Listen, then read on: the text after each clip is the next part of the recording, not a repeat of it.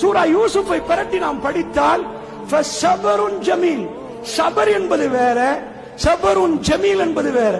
அழகான பொறுமை. குர்ஆன் நமக்கு பிரட்டி தருக்கு படித்து தர பாடம் முழு குர்ஆனை பிரட்டி சமரைஸ் பண்ணினா அதுல பெரிய பகுதி பொறுமைக்கு வந்துடும். என்ன பொறுமைண்டா அது குர்ஆன் சொல்லி தரது 2 வரியில சொல்லல.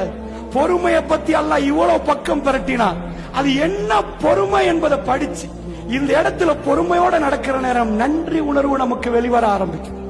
அதனால் அல்லாஹ்வுடைய நல்லடியார்களே, அல்லாஹ் ரப்புல் ஆலமீன் அது என்னன்னு விளக்கணும். யாக்கூப் நபி ஒரு வார்த்தை சொன்னார். யூசுப் நபியை கிணத்துல போட்டுட்டு வந்த உடனே ஃபஸபருன் ஜமீல் வல்லாஹுல் முஸ்தஆனு பிமா தஸிஃபூன், நான் அழகிய பொறுமையை கடைபிடிக்கிறேன். இப்படி நானும் அழகிய பொறுமையை கடைபிடிக்கிறேன்னு சொன்னா அது ஒரு சூறாவை அமைக்கிற அளவுக்கு அல்லாஹ் முக்கியமான பாயிண்டா பார்க்கிறான். நாம இந்த உட்கார்ந்து பேசியிருப்போம், அது குர்ஆன்ல வரல. ஜனாதிபதி மார்ல அறிக்கை விட்டிருப்பாங்க, அது குர்ஆன்ல வரல. மன்னாதி மன்னர்கள் பேசுறது குர்ஆன்ல வரல. எங்கேயோ ஒரு இடத்துல யாக்கூப் நபி தந்த பிள்ளைகளை பார்த்து சொன்னத யாரும் வீடியோ பண்ணல, யாரும் ரெக்கார்டு பண்ணல.